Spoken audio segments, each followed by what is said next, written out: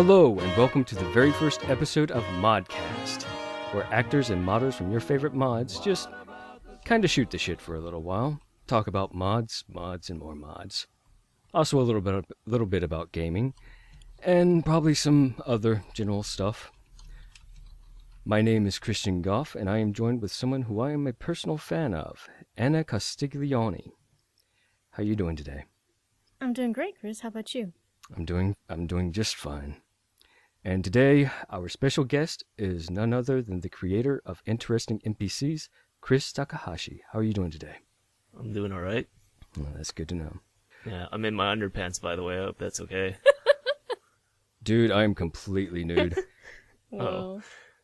And this is not a video call. Why? It can be next time. So. Why are you keeping the world from seeing this? I don't understand. All you have to do is ask. There's so much suffering in the Such world. beauty would be far too much for my eyes to behold. Oh, that's very good. Nice. That reminds me, we should probably give our viewers a little bit of a disclaimer. If you're not a fan of swear words, you might want to turn back now because there's going to be a lot of fucks and shits thrown around today. Hopefully, if things go well. Now, before we start, for anybody who is just lost on YouTube or just came across this video, I think we should explain to those who don't know what Interesting NPCs is. Chris, would you care to do the honors? Well, I guess it's a mod that adds NPCs that are hopefully interesting. That's a little bit of an understatement. Yeah, it's a bit reductive, but yeah, they basically have backstories. They're hopefully three-dimensional. I mean, that's how it started. As I sort of expanded my skill set, they became followers, they became marriage candidates, and then eventually they started having quests and following you home and doing all kinds of creepy shit while you're not looking. Honestly, I still don't think that you're really bringing this home. This mod is a gargantuan. I believe that it is the largest mod on the Nexus, going at over 2 gigs. Yes. Something like 11,000 endorsements. Yeah, I have heard exactly, that size matters. Yes. Yeah. My e-penis is quite large. This mod has over 250 fully voice-acted NPCs, over 50 quests, over 25 followers, all with locational-based commentary, and over 15 marryable NPCs. See, now you're making me blush. And Don't forget the super followers. Yeah, the super followers, that's yeah. True. They wear capes. Yes, they do. And tights. And just like I do every morning. Wow. Again, this isn't a video. Too much information, huh? This is a video chat. Why? Yeah, I know. Well, I'm a little shy, that's why. Oh. Well, the greatest thing about this mod is it has shown no signs of stopping. It is just getting bigger and bigger and bigger. Let's just keep telling them that. It has shown signs of slowing down, but that's only because, I mean, at some point you just run out of character types, I guess. Well, that's just when you bring in more writers, That's true. Well, that's something I've actually been wondering about, Chris. Are you phasing this out because you're going more toward Fallout? Well, yeah, because, I mean, it's just a natural shift because there's things that you can do with characters and dialogue and things that you can't do, obviously, in fantasy. Like, you can't make, like, certain pop culture references, or you can't swear, or, you can't say, like, cocksucker, or things like that. Because we all know that people love sucking cock, so it just has to be said. Yeah, I, for one, can vouch for that. It's delicious. I do have one question for you, Chris. Have you ever considered voicing one of the characters yourself? Oh, fuck no. I'm a terrible actor. Don't do voices. Don't do like I have a pretty nasally voice to begin with, and it probably sounds like a 15-year-old. So just that alone probably excludes me from like 90% of the characters I make. Now I will tell you one thing. There is a line in the mod that I did voice, actually, but it's not it's just a yelp. It's like a guy getting killed, and it's like, ah! It's like that. Yeah. That's the one line I did voice. Well, that actually kind of sounded like a wood elf from Morrowind. Yeah. So Sorry. I mean, you could try and find the one instance of my voice being in the mod, but it'll be hard to. It's just basically a guy screaming. Wow. All right. Besides interesting NPCs, because I think you might be a little biased on that one. What would be another one of your greatest mod ever? What? What would be what would be another one of your favorite mods? See, now you're putting me on a spot because I told you that I don't really play that many mods. I don't have that much time to play any other mods. Okay. Yeah. So, all the sex ones? I don't know. All the sex ones. All right. Well, me and Anna have actually already talked about this, and she's not too big on this one. But I got to ask her, Chris, what kind of dirty, nasty sex mods you got on your game? Yeah. See, again, I don't really have time to play other mods. I wish I did, but I would be totally playing all the sex mods, all of them. But I just don't have time. Bathing beauties in beefcake. Yeah, sure, why not? Beasts, Well, there's the Boobs. of course the CBBE, the BBP, the TBBP, and then there's the Slongs of Skyrim. Oh, that sounds fun. Yeah. I'm sure it has plenty of schlongs. Oh, it has a lot There's of one called slongs. Beautiful Males or something like that. Do they come in all sizes, or is it just like one schlong? Because I imagine it'd be hard to. I think it actually comes in like multiple sizes.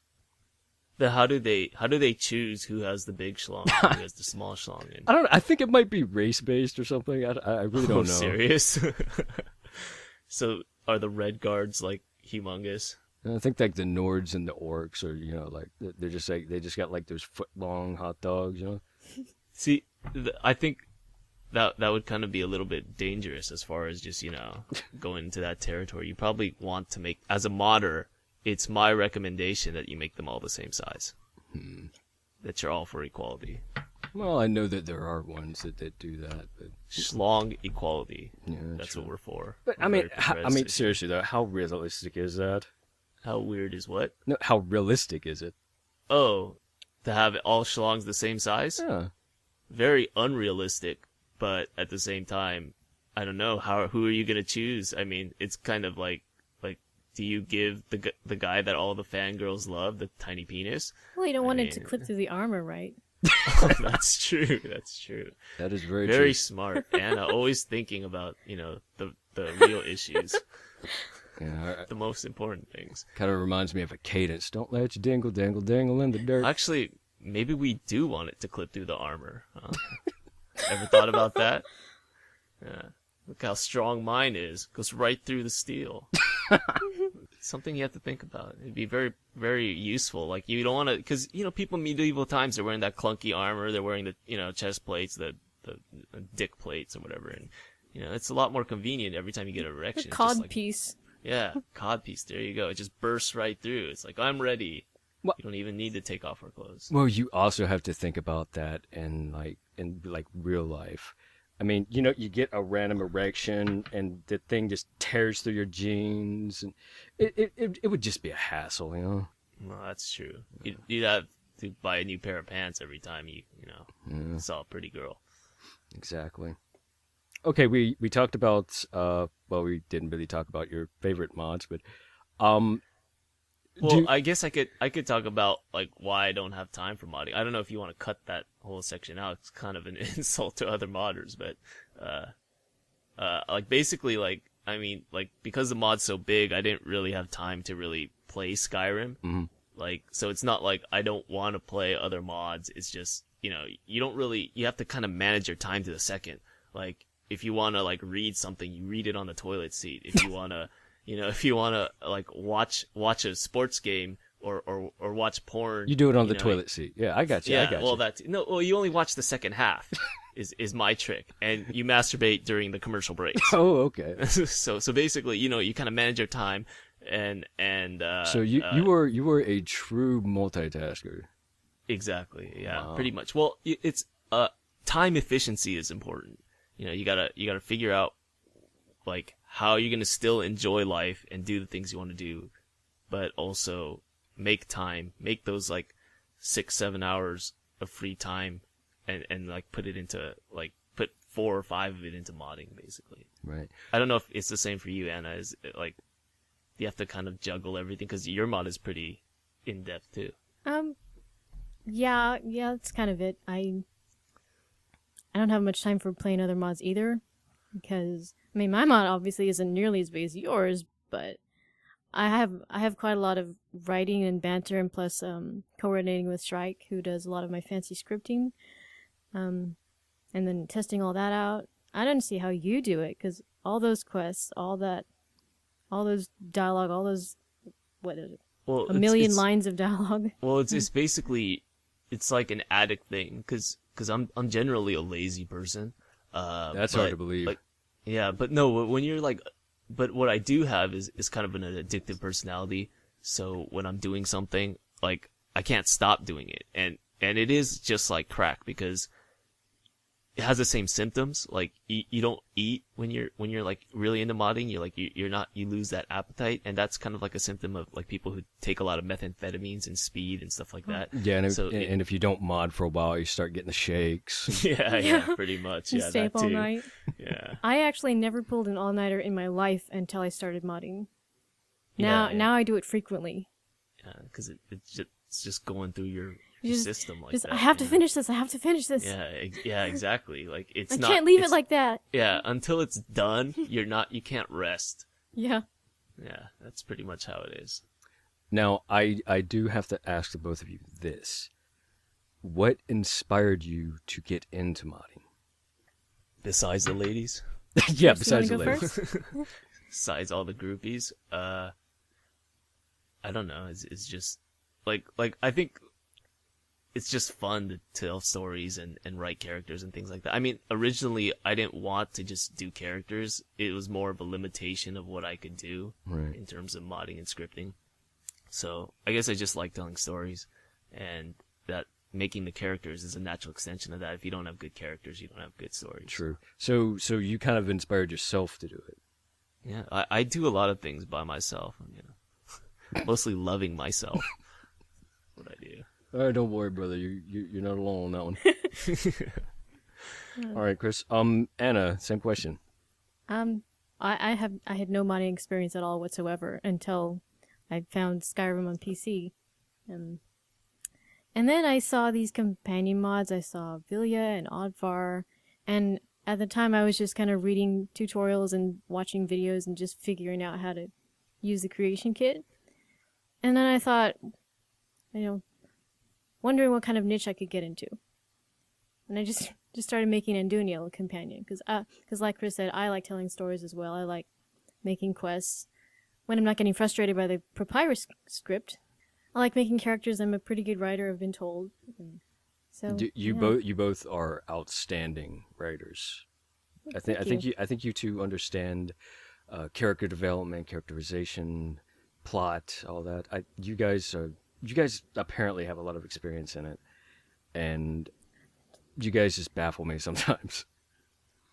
Now, when the creation kit first came out, I had actually planned to do a companion mod, that pretty much kind of fleshed out a lot of the original the default followers. And the first one I was going to do was Mercurio. I think that's how you pronounce his name. Mercurio. No, Yeah. And it was going to be called Meet Mercurio. And I'd I'd rather not. I actually kind of like him. yeah, He's the guy. He amuses me. He's the guy who like boasts about his skill in battle is unmatched, right? Yeah. Yeah. Well, and how which- his which one- arcane which one knowledge rivals doesn't? no other. what follower doesn't do that? Come on. But anyways, I had written out like a lot of the dialogue and everything. But when I started to actually mod the thing, it took me about 5 days before I got so frustrated that I nearly just kicked over my computer out of frustration. I know the feeling. Like, Yeah. what drives you to do this? Well, maybe we're just masochists. No, is that right? Yeah. Maybe I like whipping myself. All right, it's a perfectly legitimate hobby. Yeah, sure. Self-flagellation, I believe it's called. It's the addiction. It's the addiction. The addiction and the vision of the finished product and how cool it's going to look when it's all done. Good ass. Yeah, that too. It's like the carrot that in front of the horse. You see it, but you can't get to it. You just keep going. Wow. It has to be finished. Yeah, it's kind of like that. It's just like, okay, if it's not done, then I'm not gonna do anything until it is done, and starve myself and And strangle. get frustrated. Come take a break. Come back later. Yeah, exactly. So you just gave up too soon, is what I think. I think you should just go back and get back at it. Well, you guys say that I quit too soon. I think it's just because I'm retarded. Anyways, That's a distinct possibility. Have you taken tests for that? I've wondered that often myself, yeah, but I kind of take them when I'm drunk. Well, you have trouble finding the test, and that in itself is its own answer to your question. Well, first of all, I have to figure out which one is real, and then just You mean like this life? Like, no, like which like. What I'm saying is I'm seeing double is this vision. real? Oh, okay. Oh, I got you. Yeah. Yeah, I just fucked up that joke. Yeah. All right. Anyways, okay. Talking about like the creation kit and the GEC and all those programs that you guys use to mod, what like okay for the creation kit, for example, is there anything that you would consider, telling the creators to change? Go back to Oblivion modding. Well, see, yeah, the creation kit is my first and only tool that I can use. Like, this is why I could never get another job at an actual video game company. They'd be like, hey, make this game, and I'd be like, where's the creation kit? so basically, I can't do anything outside the creation kit, so I'm not gonna knock it at all. Well, you've used the GEC too, right? What No, is actually, GEC? I don't know what GEC is. That's Fallout's construction kit, right? So basically, no, I haven't. No Noodles, the wonderful No Noodles, she's the one who does all of the Fallout modding for me. Oh. I just basically send her the dialogue, and she puts it in and brings it to life. Because I'm too lazy to learn GEC. Well, I've actually used both of them, and they're not too fancy pantsy. Oh yeah, I don't know a whole hell of a lot of it, but I know the like how to add models, how to construct but you're not the faces. retarded like me, so. Yeah. Wait, I thought I was the retarded one. No, that's the twist. When it comes to GEC, I'm the retarded one. All right, M. Night Shyamalan. Yeah. Well, I heard from Shrike, who does fancy scripting for my mods, that Oblivion modding was a lot smoother and more logical and just made more sense all around. So I had to wonder why they would switch to a whole different engine when Oblivion worked so well. There's probably reasons. I mean, Like what? Reasons we'll never know. I don't know. There's usually some sort of like reason why people make compromises and do things, and they might be terrible reasons, but without that knowledge, we're always operating from a position of ignorance. Basically, when we're trying to be critical of something, we're always operating from a position of where we're only dealing with half the information. So That's Good true. point. we might still be right, but at the same time, it's harder to know if you're right unless you're like actually dealing with it. Right. Have either of you heard of Havoc? Havoc. Yes, I have. Oh. The word or what? The game engine or the No. creation kit. 'Cause, Why? oh well, I got offered a position actually with a startup gaming company. It was a level designer, and they use the Havoc engine. Well, I tried to download their trial version, and I couldn't even make it work on my computer because it needed to download something. I never figured out why. Wrote to them, no support, nothing. But So you either had to know it or you were shit out of luck, basically. Like the position was offered to you on the condition that you had to learn it yourself, or no, that's it was kinda weird. offered to me, but they said, "Here's the program. Go ahead and mess around and get used to it." But then the position didn't go anywhere. The company didn't go anywhere. I heard nothing else from them after that point. Oh, okay. So I guess they didn't do well in their startup campaign. I don't know. Now, I think I remember Gopher talking about this, that it was a bunch of modders trying to create this game, and That's uh, Cyrodiil. Sir, no, this had nothing to do with like Elder Scrolls at all. It was like a completely different new game. Okay. Do you know the name of the game that the company was making? Oh, my game, it was Yeah. called something like Dark Soul. No, that's not it. Yeah, I can't would certainly hope. Something like Mega Man. I can't even remember. There's some copyright infringement there. Zelda. I can't remember. Yeah, I can't. It's called Super Mario Brothers.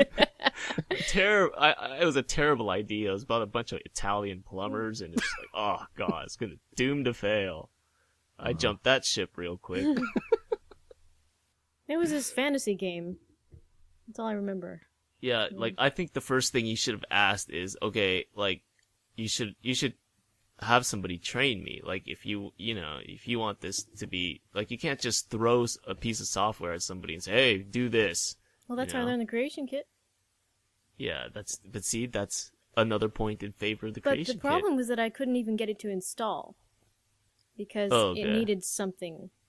I couldn't figure out kit. Well, what. it probably needed some kind of 3D animation thing, or Yeah, Oh, which they didn't it, bother to tell me. It had Exactly. requirements. Okay.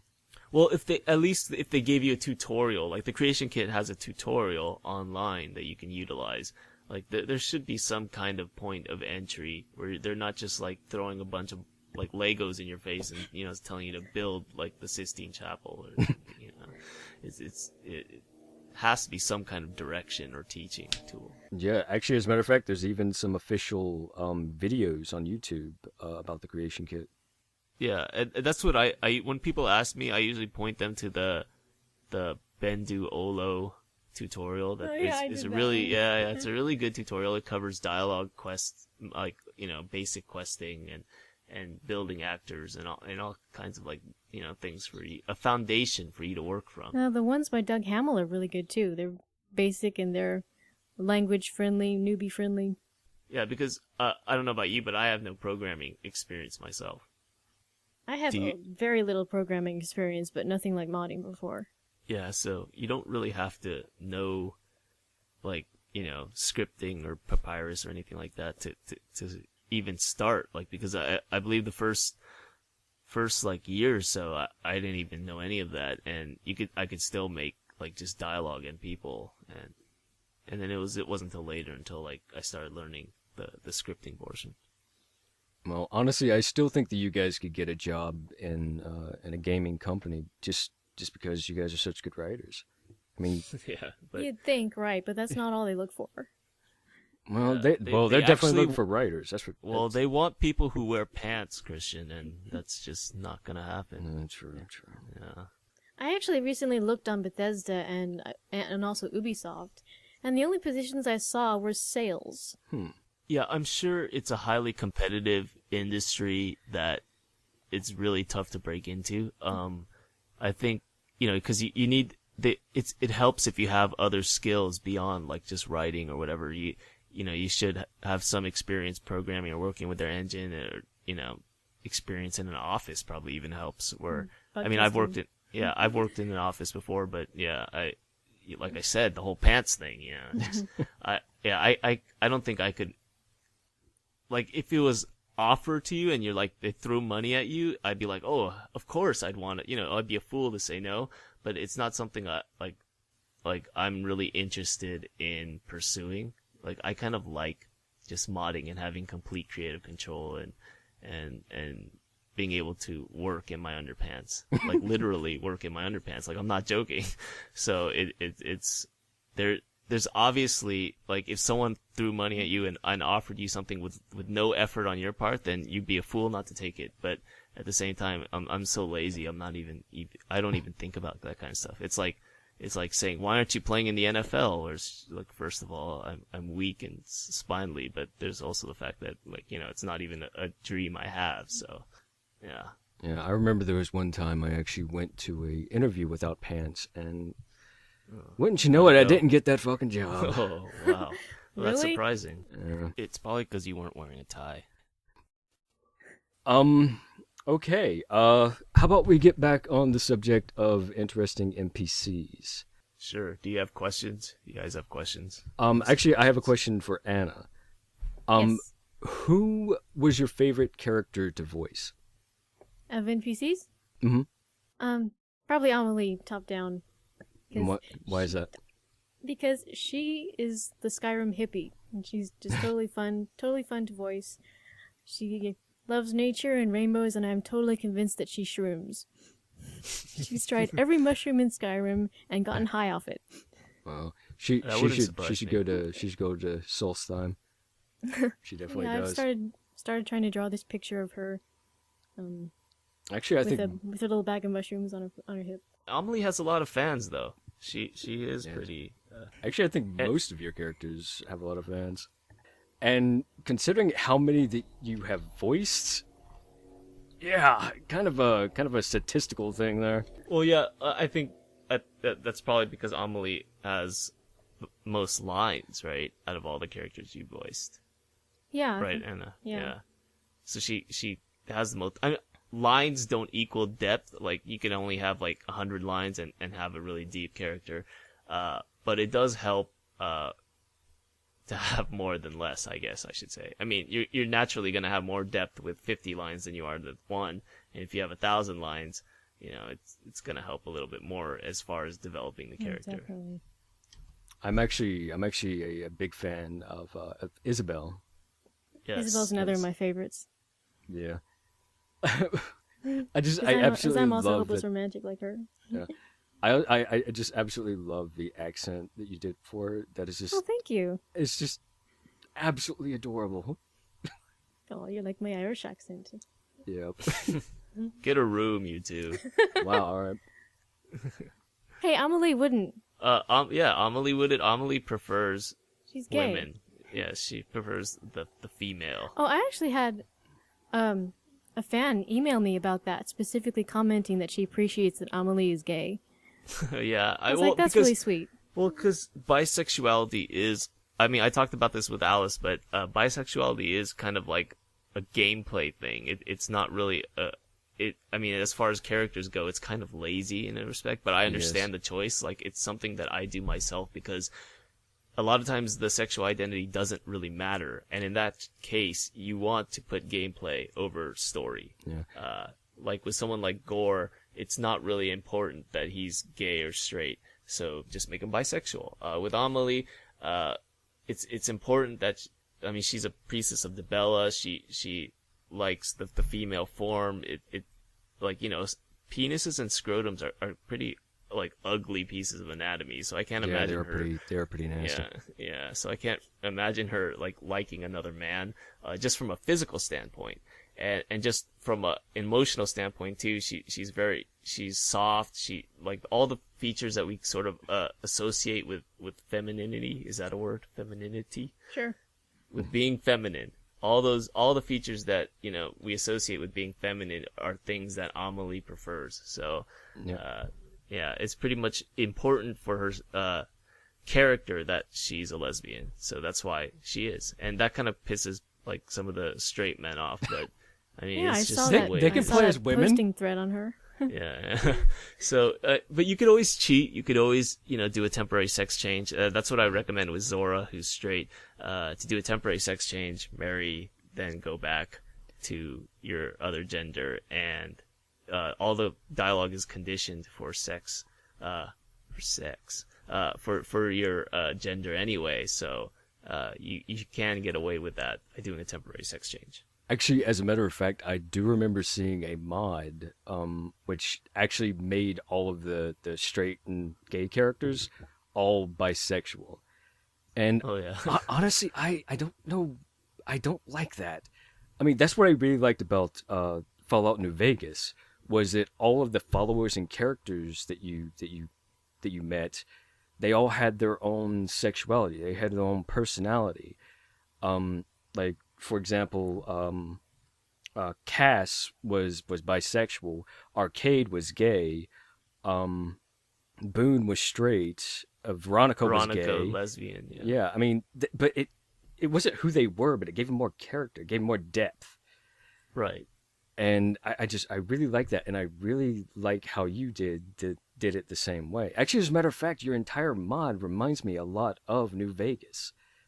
Because I did like New Vegas. It's a great game. like, for example, like if you don't read like any of the wikis or any of the readmes or anything for INPCs, you have no idea what to do to activate certain mods. And that was the same way with Fallout New Vegas. Like one of the followers, Boone, he actually had a quest, and I didn't know that he had his own like little personal quest until I looked it up on the wiki, like 3 years after I finished playing it. Yeah, it's more fun to allow like I mean some of it is kind of just like you don't want to hold their hand Exactly. and like lead people through the game. But it's also kind of fun to bury content sometimes and make it like an Easter egg or reward players who are willing to go that extra mile. I guess it's more rewarding to kind of make it supply some effort, although it is a balance of like you don't want to make it so difficult that they're just like throwing shit at the screen too. So you kind of have to figure it out, like and feedback from people helps in that regard. Now, I do have to ask you this: what was your favorite quest to do? Oh, I can't choose between them. They're all my. It's like asking me to choose between the characters. They're all my children in some respects, so I can't really rank them. Well, It'd be just, I remember one. I can't remember the name of it, but it was spoiler alert for anybody who hasn't played the quest yet. It involved Rumarin and Tikrid, I think, and like and also Anumla and all these other characters, and they were trying to find The like Sleeping a Giant. Sleeping Giant. Sleeping The Giant. Sleeping I like Giant. that one. That was Yeah. my favorite one. That so far, I haven't played all of them, but that was my personal favorite one. so yeah. far. Rumarin, Fiona, and Anumla. Fiona. Oh, it's Alice, Fiona. yeah, that's voiced by Alice Bell, my podcast partner. Oh, I'm sorry. Yeah, you better apologize to Alice. I'm sorry. She'll come over and put a beat down. She'll put a hurting on you. Well, as long as she doesn't cut off my penis, we'll be all right. Oh yeah, I can't guarantee that. Well, So tread lightly, my friend. But yeah, it was a good quest because it's lighthearted and see, there's different aspects of different quests that like I like the like some quests because the paper mirror because it's creative and it's kind of like weird in that Twilight Zone-y kind of way. Never-ending And story. Yeah, well, there's just like a lot of the quests are good for different reasons. It's kind of like like choosing between steak and pizza. Like steak. well, I I would mean, take pizza. well, yeah, but if you let's say you ate pizza for 7 straight days, are you gonna I would want still eat pizza. on the 8th day? Yeah, I don't eat steak. Well, see, that's different. That's because, But yeah, there's gonna be quests like that you just don't want to eat either. But when the thing is that they all have their own different ingredients that go into like making the quest. Like with villains, like for instance, with the Radiant Dark, like the villain in that, the antagonist in that is very realistic. His motivations are realistic. He's a very like a deep thinker kind of person. So then when I made the next quest, like Zora's quest, Children Fair, I started doing that with that antagonist too, and I realized, wait, this is the same as the last quest I did. So instead, what I did is I made her a Disney villain, and she's totally unrealistic, totally just evil. But that's the thing, you don't want to do the same thing twice. You kind of want to keep things diverse and unique. Well, the problem is that Skyrim is filled with all kinds of those type of people. Yeah. So you have to also keep that into account too. You want to balance it with vanilla as well. Right. So you're constantly trying to diversify the world and keep giving the player new experiences. You don't want to do the same thing you did last time. And that's kind of like the philosophy I had with making new characters. I kind of just do an internal check of all the previous characters that I've done, and then from there make a decision like how I want this next character to be. Yeah. One of my favorites is The Rose Without Thorns. Oh yeah, people like Erevan. He's like I don't even know if I'm pronouncing that right. That's another sad thing. I can't pronounce the characters' That's names how I've always said correctly. it. Erevan. Yeah, Erevan, Erevin. How does the actor pronounce it? Usually they don't have to say their own name, so I don't think he does say it once. Oh, okay. Yeah. But that's another. Yeah, some of the names we talked about this on the other podcast. But yeah, some of the names are basically phonetic disasters, and so Ilgene. yeah. Mouse was the one who pronounced Ilgine Yelgin or something. Yelgene, yeah. So there's a real problem there. Yeah, I do like how your quests have like a very diverse variety on like feelings and atmosphere. Like for example, Brother and Keeper was kind of very depressing.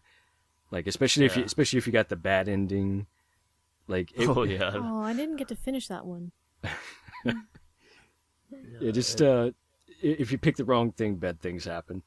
Yeah, bad things do happen. Which But the- surprises me that you say you're lazy, yet you create all these different choice Well, endings for different again, quests. Yeah. it's the addiction, but that's also another thing. It's the point of gaming. Like if you want a linear storyline, like movies, TVs, books, they all do that much better than games do. I think like what the advantage that games have over those mediums, if I can use a pretentious word, the things that games have an advantage over is that they're interactive, that you're part of the story, that you can, but more importantly, that you can influence the story. So without that sort of choice and without that sort of ability to alter things, to write your own story, basically, there's really, you're not really taking advantage of what makes games special. Like games, making games shouldn't be writing your own story. It should be writing a story template. It's a template for the player to write their own. That's a good way to think about it. Yeah, and that's it's kind of like we're eliminating the barrier to creating games, to like even something as simple as making a website. You don't have to know how to program to make a website nowadays. They have a template there for you, like WordPress or Tumblr or whatever. They give you the tools, and then you create your own website with your own kind of personality. And that's kind of how I see games. You give the player a template, and they basically write how their story's going to go. Yeah. Okay.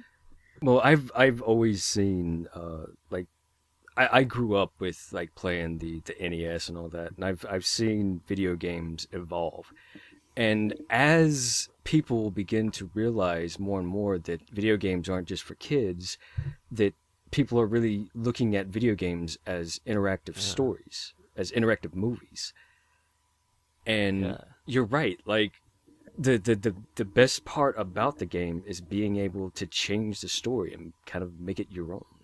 Exactly, and even a game like Super Mario Brothers, if you want to make Mario a fireball eating, fire plant eating addict, you can. If you want to play the whole game as a midget without eating a single mushroom, maybe you want to make him like a reverse vegetarian or something, then you can. Like you can play the game warping through. You can play it every level. I mean, like anything. You could play as Luigi if you say you hate Mario. You're like, fuck Mario, I want to play Luigi. You can play Luigi. Wow. So it's like just even the games that are you wouldn't even consider like having narrative choice at all.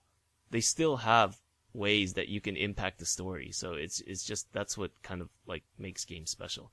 Yeah. Talking about point. games though, are there any games that you are looking forward to?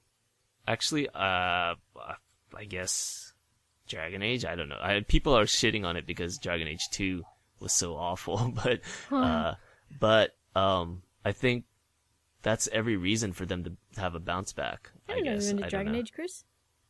Well, I don't know. I just like all games. Like I'm probably looking forward to The Witcher more than I am Dragon Age, but I do think that because Dragon Age 2 was so bad and Mass Effect 3 was such a flop with the ending, the colored ending, that I mean they have to make this next game good, right? Okay, talking about Mass Effect, and since this is Modcast, there actually is a mod. It's called Mass Effect 3 Happy Ending.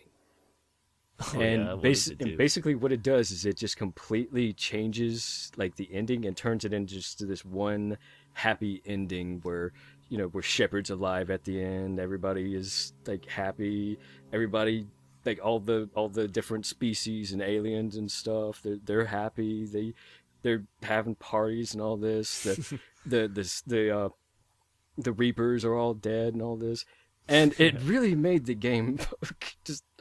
It actually made it perfect. Just downloading that mod made the. Because, like, honestly, Mass Effect 3 was a good game up until the end. And since this mod changes the end to where it's just, Yeah, I think people are sometimes afraid to go with the happy ending, the Disney ending, the cliche ending. Yeah. Sometimes that's the best ending there is. I mean, you could try too hard and end up shooting yourself in the foot trying to make some kind of crazy philosophical deal. The thing about the whole like Mass Effect machine thing, I mean, that in itself is a cliche, like merging with the machine. I mean, Neuromancer was written in what, like 1983? Like the whole artificial intelligence thing is kind of cliche in itself. So I don't see why a happy ending would be such a bad thing. And like you said, it worked, right? Yeah, well, the thing is that, like, when you have a story that has almost non-stop action and just depression and just everybody dying and miserable, all this. Right. I think that after you experience all that, you need a happy ending. Yeah, you don't want more depression. Dragon Age Origins. You don't want to end up like killing yourself at the end, which is what it's trying to do. Pretty much, yeah. And talking about Dragon Age Origins, I mean, like I kind of like the fact that you can either make it a happy ending or a bad ending. I mean, I always went for the happy ending when I played Origins. Yeah, because the whole game is kind of sad. You need a happy ending at the end of that. Yeah, I mean, you need a fucking parade after all that bullshit. You need a wedding. Just went through. Yeah. Well, somebody actually made the whole wedding scene, the mod. So Oh, I've actually seen that one. I've seen that one. Yeah, it's called Alistair's Wedding or something like that. And it's awesome. We'll see that. Yeah, but what if you didn't get the wedding ending? There's other endings, right? Yeah, there's like a ton of different endings. People made endings as mods, but I'm talking about in the original game. It just kind of stops. Yeah, right. It doesn't even show the parade. It just stops. Right. Like the very end is just like a whole bunch of texts and stuff. It was like kind of, I wouldn't say anticlimactic, but it was really disappointing. Yeah, I wanted to see it, not read it. But from a developer standpoint, there's no way that you're gonna, because of the amount of choices you had, there's no way that you're gonna actually be able to show all that, right, without spending another like truckload of money. Yeah. Yeah. The more choices you incorporate from the past, like the more it sort of branches out to where it gets hard to keep track of. So, like, it's the same as with Mass Effect, right? Your choices early on sort of affect the game, but at the same time they don't really. Like you'll at the end. Yeah, you'll see people that are either dead or not dead, and that's basically it. Right? Yeah, but then they just get replaced by a clone, so I don't really see the point. Exactly. Like if you end up killing Rex in the first one, he just gets replaced by another Krogan who looks just like him, probably with the same damn voice actor. Yeah, exactly. And that's why I don't think games with a lot of choices should keep making sequel after sequel after sequel. Right. Like, because it just gets too difficult to keep track of all of them. It's just not possible without some sort of crazy algorithm. So I think games should have as much choice as possible, but I don't think they should make a ton of sequels either. They should have a finite end point and limit and make sure the choices are meaningful. Like, you're not having quantity over quality. That's a good point. Yeah. I don't think we've covered the subject of voiceover experiences other than INPCs. Oh, yeah. I mean, Christian and I talked about that before Chris came on, but not in this one. Yeah, do you remember exactly when it was that you started voice acting? Me? I really didn't start until I started making my own mods in 2012 sometime. Wow. And then I started for INPCs sometime in 2013 early. Whenever I did Jocelyn, I don't remember, I think it was. And then I also did Aurora Companion, and the upcoming Arwoodin Companion is a high elf. Evangeline, which isn't released yet, but I did that several months ago. It still isn't released. But the one I just finished doing, which sounds like it's going to be really amazing, is called Vortex of Time, where it completely remakes the entire Mages Guild questline, so that you have Winterhold as in its splendor that it should have been in the game, or could have been. Yeah. Actually, that kind of reminds me of, that's one of the things that really bothered me about Skyrim, is that a lot of the a lot of their main quests were very anticlimactic. Yes, like pretty much all of them.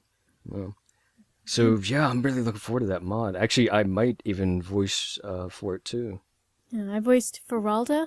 Feralda and Savas Aran and Talfdir are going to be completely custom voiced, and they're going to be followers, and they're going to be marriage candidates. Wow, that's pretty awesome. Yeah. How many lines was it? Do you remember? Couple of hundred, I guess. Couple I hundred. didn't actually count. I just did the whole thing in one go. Yeah, I always number mine. Probably shouldn't do that. Yeah, stop wasting time numbering shit. Says the guy who numbers everything. Yeah. I number even my penis. It's number 1. Now we're back to your penis. All right. This Number this, 1 this and pod, number 2. This podcast has gone full circle now. Yeah. The balls are number 2. Oh, okay. Not to mention Anna NPCs, which is my project now. Since the name Interesting NPCs.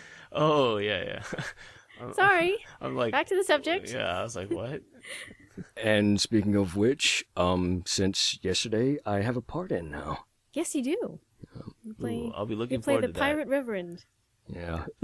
Yeah, at some point when I finish modding, I'm going to be able to play all your mods, everybody's mods that I promised to play, but haven't had time to.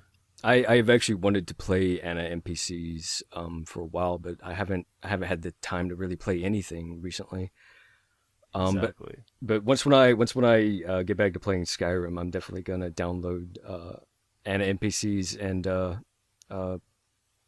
how do you pronounce it? Andunio? Andunio. Okay.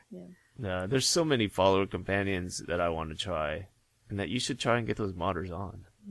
But yeah, like I heard good things about Inigo. Is that right? How you pronounce it? Inigo. Inigo. You talking about the Khajiit follower? Yeah. I've heard a lot of good things about that. I've heard a lot of Inigo good things. is Inigo Montoya. Oh, that Princess Bride. That is. Sorry, a I great had to do movie, that. yeah. It was just there. I had to do it.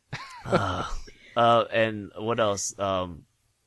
Was that there's a mod like a thief, Orisa or something like that?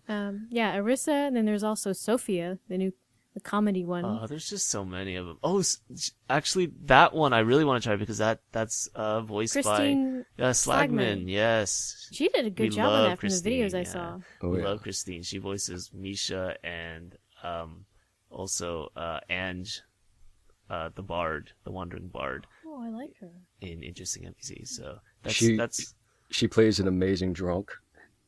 Yeah. So that's another one I want to try. But all these mods, there's a lot. There's so many good mods, but it's just like when you're spending all your time just Making watching, your own followers. Yeah, making your own followers, watching porn, watching sports. It's just taking a shit. It's just so hard to find time. But one day I'm gonna finish. I'm gonna lock myself in a room and just catch up on all the shit that I missed. Now, one thing I really loved about Dragon Age Origin was the banter between the companions. How they would talk to each other while you're walking along. And I thought that was really cool, so I incorporated that into Anna NPCs. And I noticed that pretty much no other companion mod does that, at least that I've seen. Well, yeah, that's Because they're all just one character. Yeah, and Skyrim is kind of designed for that. I don't really do banter myself because it's not designed to have more than one follower. I mean, you can't even get through a doorway sometimes without even the one follower blocking Well, that's it. always bothered I me know that exactly I have what you more than mean. one. I mean, And- I've actually modded 3D Right, NPC for my game. But for balance purposes, like the enemies are all scaled to have one follower. The movements, everything is one follower. The part where I make an exception is quests, because then I can stack more enemies. I can balance it better myself, and then I know who's in your party. So Yeah, I remember that the Griffith and Brains have a Right. little bit of banter.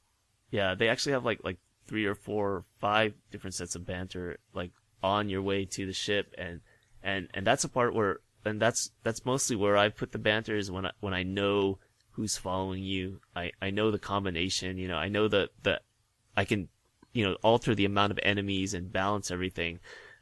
So but otherwise I stayed with vanilla because that's how the game was designed. Well, I do love the fact that that most of your followers have have a locational commentary. I thought that was like a very very interesting function feature. Yeah. Oh, another thing I should mention though is that if you want banter between the followers, I totally encourage to write your own. Like there's a user script section on the website where people can write, and I sort of got the ball rolling by writing some banter between Umara and Zora. Totally write it. We'll make a patch, and Awesome. we'll Oh, add it I to the should game. mention, on that note, Ana NPCs already includes banter with certain characters. Oh, No patch. It's all in the main mod. that's right. Even INPC characters, right? Yeah, so far I have Amelie, Isabel, and Rumarin. You were talking about bringing on some of the modders that do these follower mods. I was actually talking to Llama, which does the Willow follower mod in New Vegas, and yeah, a lot of these people are kind of shy, I guess. They just need to drink more. They just need to take Anna's custom recipe for rum. Well, I'm talking to these. I'm talking to a couple of them, and hopefully, I can talk them into coming on. Yeah, use that sexy voice, sexy man voice of yours. Promise them naked pictures. That always works. That might work.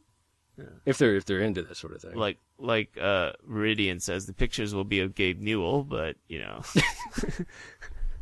never specify that Okay, when pictures you of who? actually talk to them. You say like, yeah, naked pictures are coming. You won't say who, but I'll just attach my face to Brad Pitt's body. It'll work. there you go. All right, so we're getting close to an hour now. Yes, we should wrap this up. I just have one last question for the both of you.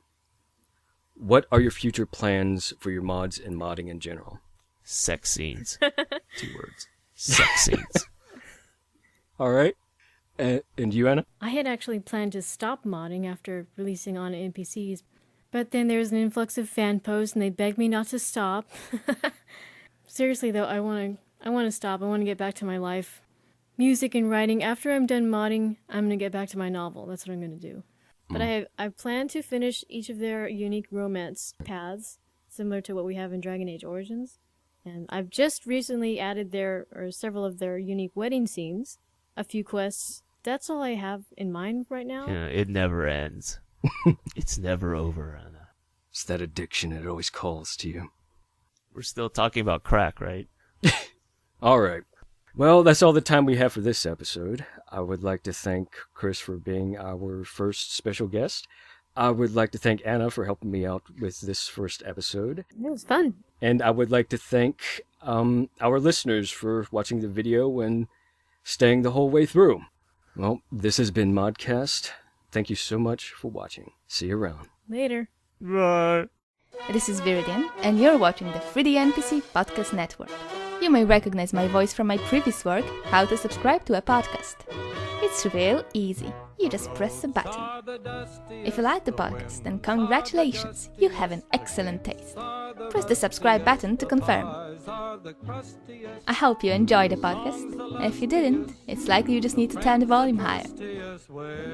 Click on any of the boxes to watch another video. Go on, don't be shy. I'll wait here while you click them. Every time someone subscribes, an angel gets their wings. But only the ones who like. Don't worry, there is a system in place. I'm not even getting paid to do this. But if we get enough subscribers, Chris has promised me a coupon for KFC. So please subscribe. I'm so hungry. This channel has a very American theme. So why did they get a Polish guy to narrate? 2 words. Fun service. One lucky subscriber will get an autographed picture from me. The picture will be of Gabe Newell, but it will have my name on it. Did you hear about what happened to the last person who didn't subscribe? Nothing happened actually. But is that what she wants? Nothing. I bet she wants something to happen to you. And it will, if you press the button.